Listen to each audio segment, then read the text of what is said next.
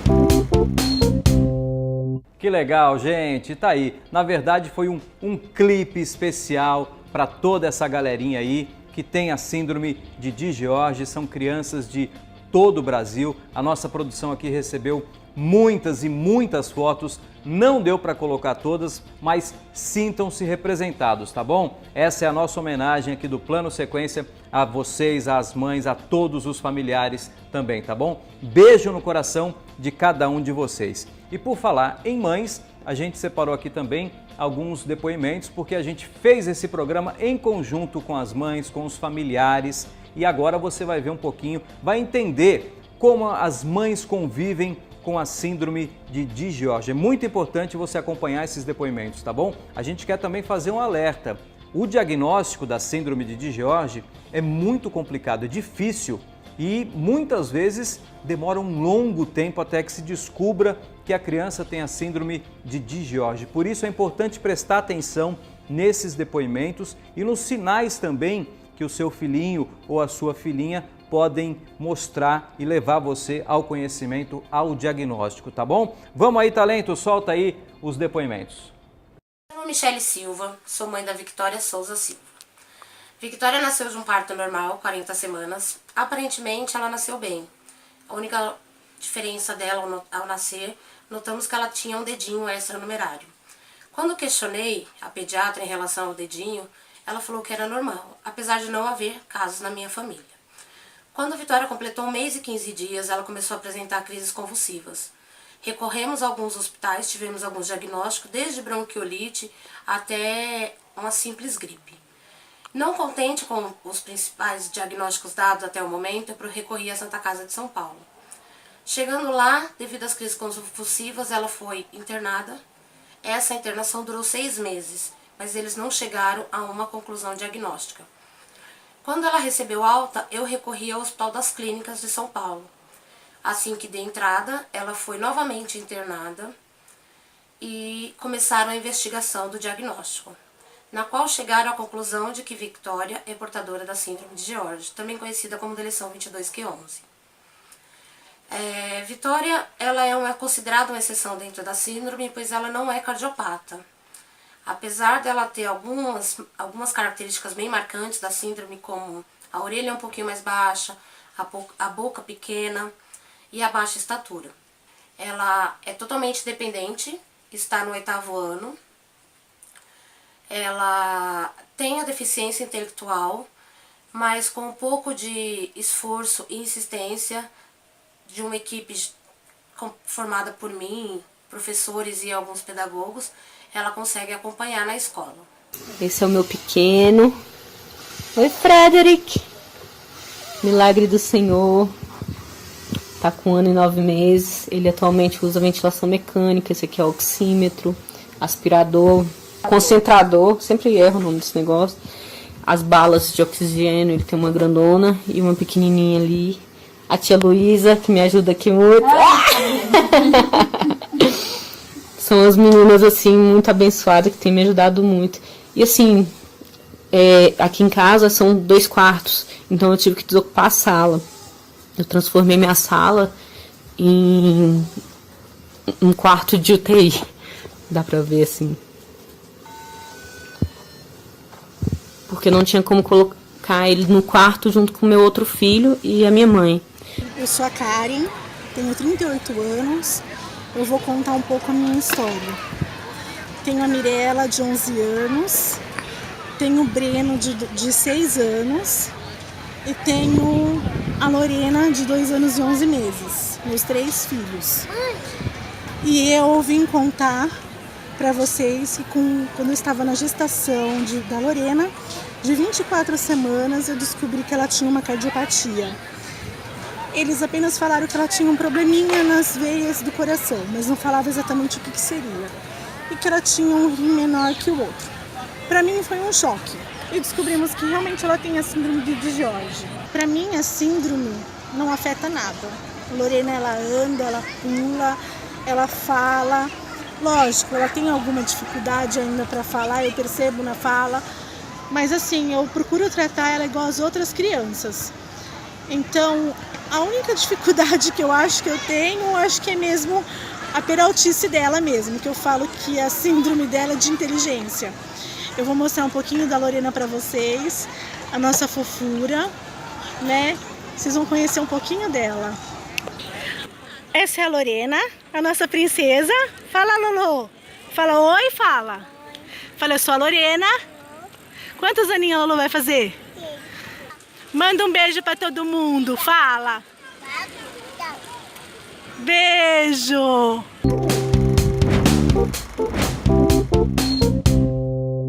Tá vendo que legal, que importante o sentimento de cada mãe, como é conviver com a síndrome de George. Obrigado a cada uma que participou, a cada uma que mandou depoimento, a quem não enviou depoimento também, mas está aí nessa corrente para a gente poder divulgar a síndrome e ajudar outras pessoas. Muito obrigado a todos vocês, tá bom? Agora a gente também preparou uma reportagem para explicar um pouquinho melhor, ouvindo um especialista, uma geneticista que conhece muito desse assunto e vai explicar agora para a gente o que é de fato a síndrome de DiGeorge. O que eu já vou adiantar para você está na reportagem também, mas leva esse nome DiGeorge em homenagem a um médico americano de origem italiana que identificou pela primeira vez a síndrome na década de 60. O nome dele, Angelo DiGeorge. Esse médico, então, hoje batiza o nome dessa síndrome. Você vai entender melhor agora na reportagem Solta Talento.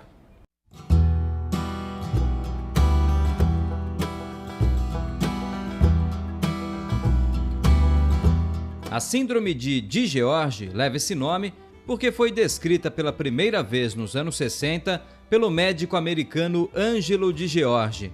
A síndrome é causada por uma falha no cromossomo 22 do DNA, a nossa identidade genética. A genética tem uma falha nesse cromossomo específico, não é uma falha muito grande, é uma falha pequena, e essa falha causa problema em vários sistemas do organismo, como coração, como o timo, que é o que produz essas células que fabricam a nossa defesa do organismo, e como essas outras substâncias que a gente tem no organismo, por exemplo, o cálcio.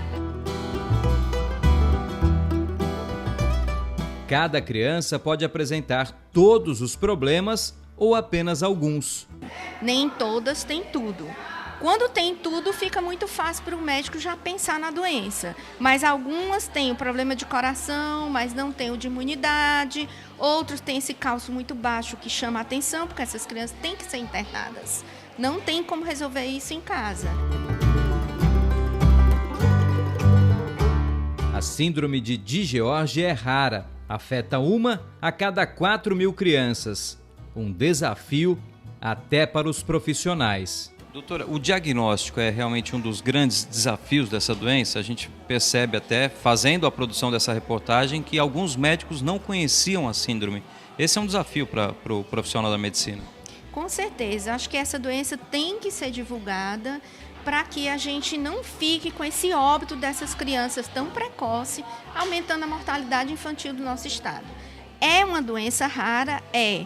Mas é muito penoso para uma mãe ter o óbito de uma criança sem saber o que aconteceu.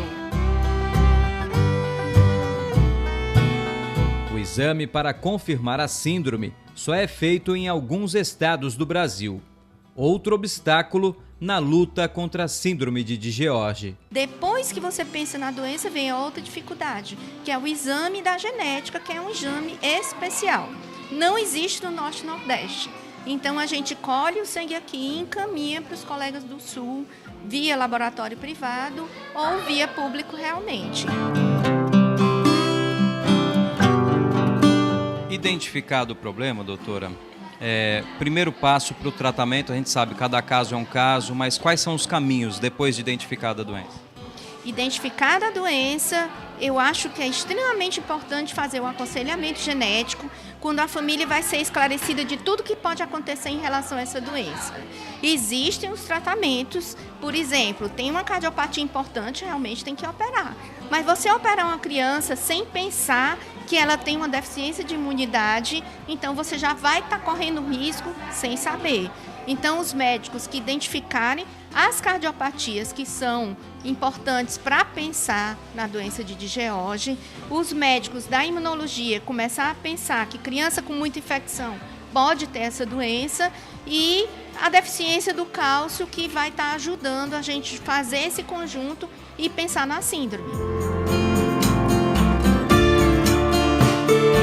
Tratamento existe ou a criança tem que conviver com a síndrome para o resto da vida? A maioria das doenças genéticas, elas têm tratamento, mas não tem cura. Então, assim, se o problema é o coração que está mais apertando a vida da criança, opera o coração. Se o problema é a imunidade, a gente tem como imunologista trabalhar. Na parte do cálcio, a gente dá cálcio endovenoso, depois controla e esse cálcio vai ser dado para a criança na boca, mas tem que ficar sempre voltando para o médico, fazendo os exames. Ou seja, a gente controla os sintomas. Não tem como você tirar aquela genética errada e colocar uma genética nova. algum sinalzinho que a mãe, olhando assim para a criança, consegue identificar? O médico com certeza, né? Mas a mãe em casa, que sinal que ela pode observar para falar, poxa, talvez seja a síndrome de George? Eu acho que é mais fácil para a mãe observar que o meu filho tem um problema de coração, tem infecção de repetição e tem o problema do cálcio. Juntando esses três é muito mais fácil do que identificações da face, que é muito mais difícil para as pessoas que não conhecem a doença. Sobre expectativa de vida dessas crianças, doutor? Se todas essas alterações forem controladas, essa criança pode ter uma expectativa de vida até normal. Agora, precisa do acompanhamento do médico para estar sempre ajudando a mãe em todos os pontos que ela vai precisar, porque é muito difícil você já estar envolvido psicologicamente e ainda lutar e você está lembrando de todas. Então, você precisa ter um controle sempre do pediatra, que é quem sempre está lidando com a criança, mas também do especialista de onde se formou a raiz do problema. Foi na genética. A partir daí, o que eu preciso fazer? E sempre a gente ficar checando se está tudo ok, ou se essa mãe está tendo uma dificuldade e como a gente pode ajudar a ela passar por essa dificuldade. Casal que teve um filho com a síndrome de George. Se tiver mais um filho, pode ter também a síndrome? E a criança que teve a síndrome pode ter um filho ou é melhor evitar? Olha, para o casal que teve um filho com essa doença, há muitos casos de não repetir. Mas precisa a gente ver os exames. E há pessoas que perdem um pedaço pequenininho da genética e outros que perdem um pedaço muito maior. Então, tudo isso vai estar influenciando. O paciente que tem George, ter filhos com George, aí a gente não tem esses casos. Então, assim, vai depender do bom acompanhamento desse paciente para ele ter condições físicas e neurológicas para estar formando família. É para isso que a gente trabalha. Para deixar uma mensagem aqui, doutora, é possível conviver com a síndrome de George? É possível conviver bem, fazendo o tratamento correto, o acompanhamento correto? É possível, principalmente o diagnóstico precoce. Quando mais cedo se identificar, mais cedo se evita complicações e a gente trabalha para que essas crianças possam ter uma vida normal.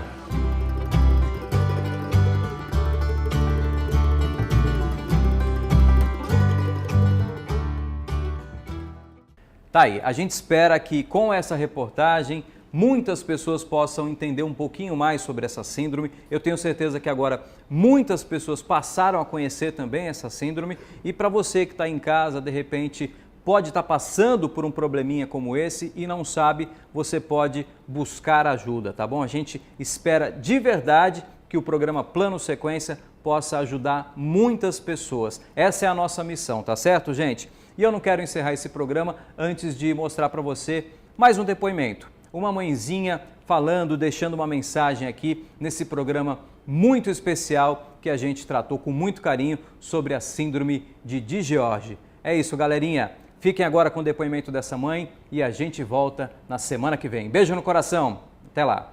Viver isso me fez questionar muita coisa. Hoje eu sei que Deus, Ele atua no nosso meio, assim como antes. Assim como na Bíblia, assim como na abertura do Mar Vermelho, assim como os diversos milagres que Ele fez, Deus ainda opera hoje, porque eu vivi isso 38 vezes. 38 vezes. Meu filho é um milagre. Meu filho é um milagre. Eu só tenho que dizer isso.